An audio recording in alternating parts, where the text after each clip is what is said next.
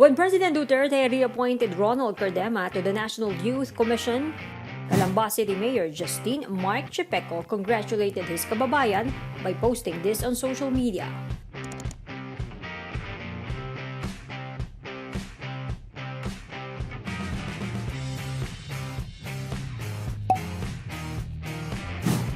Chipeco, however, received backlash from his constituents.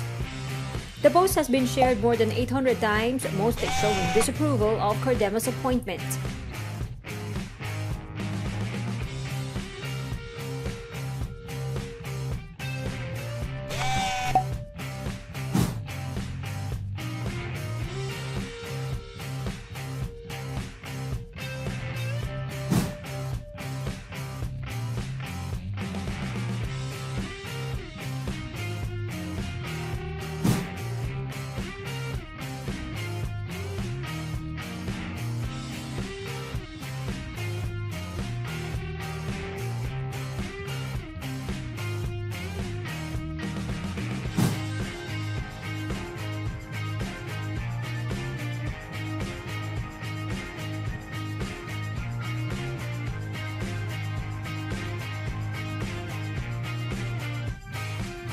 The post also has a factual error.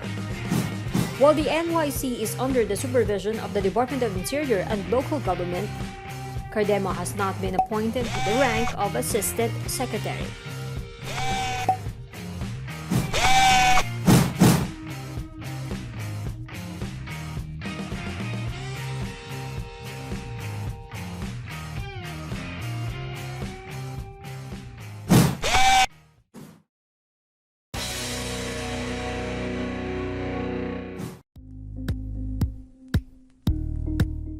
Thank you for watching Politico TV. Please like and subscribe to our channel for more videos.